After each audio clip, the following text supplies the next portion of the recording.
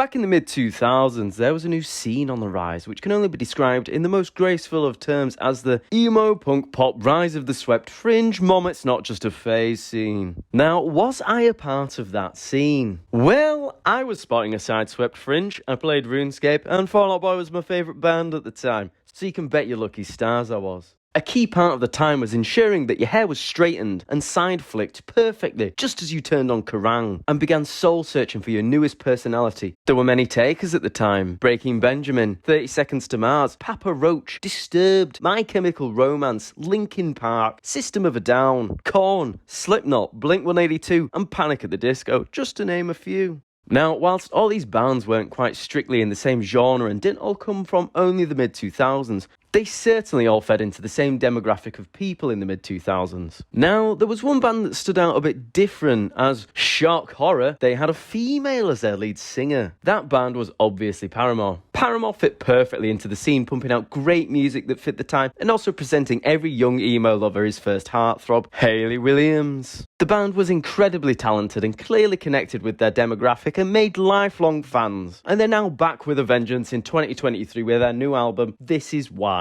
Even though I've moved on from those times and bands have all grown and developed, the remnants of my deep emo punk mind can't comprehend the fact that Paramore in some sense are mainstream now. I mean, how many times have I heard their songs Still Into You and Hard Times on TV adverts? It's mental. It's a bit like how Brendan Urie is now for some reason singing Disney songs in Frozen 2. Like, what is happening? Am I going crazy? Like, these people used to be the sideswept, fringe, eyelining wearing heroes that pumped up my teenage playlists while I was slamming World of Warcraft.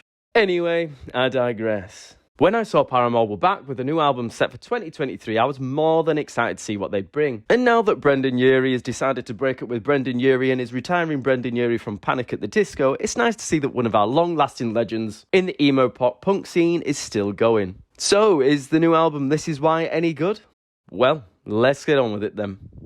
Throughout my first listen to this album, I found it pretty hard to grasp what the vibe of it was, as it's mixed with pop-style tracks, nostalgia tracks, and more solemn tracks. As a result, my first listen through felt interesting but quite rough in some ways. The album opens up with the title track of This Is Why, a song which features more of the pop-styled aspects filled with groovy captures and hooks throughout the chorus. And if you've watched my channel before, you'll know I'm an absolute sucker for openers and finishers of albums, and well, it felt like a pretty decent way to open the album. And in retrospect, after listening to the whole record, the first song feels like a bit of an identifier, signifying that the rest of the album is almost confessional in This Is Why.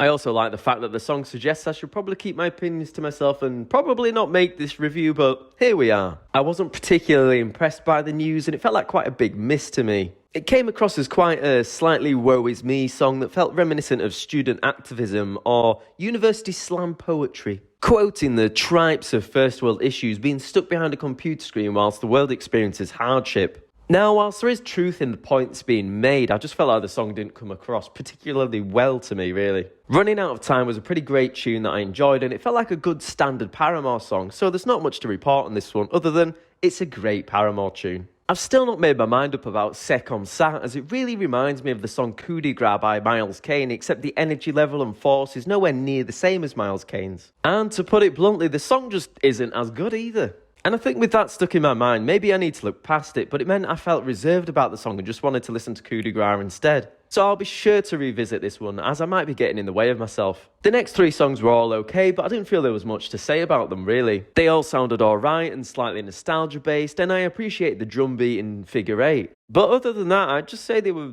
alright, nothing that blew me away. Now, for me, the ending of the album was great and what took me by surprise, where the final three songs really pulled it back for me in many ways. Liar felt like a long twining path of mixed uncomfortable admissions of guilt, whilst Crave felt more like an up-tempo indie punk song filled with solemnness. And finally, Thick Skull combined the best elements of the two, proving to be quite a sad and solemn end to the album, but as always, sad doesn't mean bad. I'm a poet, I know. But genuinely, those final three songs reflected the expertise and experience I was expecting from Paramore for the whole album. And these really did redeem the record for me. I think Thick Skull was probably my favourite song from the whole album, and out of any of the tunes from the tracklist, I'd highly recommend these three. It was a great way to end a fairly decent album. As I said at the start, this album is quite hard to judge where it's at and what vibe it actually brings. I couldn't tell if at first it felt a bit unambitious and full of average songs, but as I continued throughout the album, it was clear it was trying to promote an initial naive feeling that overall ends in a very solemn and insecure way. The more up-tempo earlier songs really reminded me of the early days when I started going to gigs where, although I didn't know the support acts, I was still getting involved and jumping around as if it was a band I'd been listening to for years. So I suppose that's likely the nostalgia aspect of the record that does connect with me.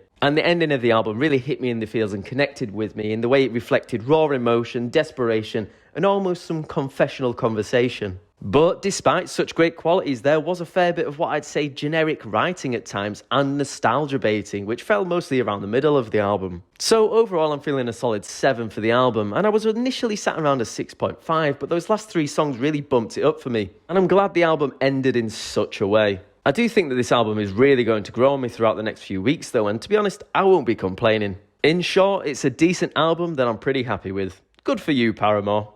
As always, if you're new, feel free to like and subscribe, as I do appreciate it. And on that note, I think I'll say ta-ra for now, and I'll see you later.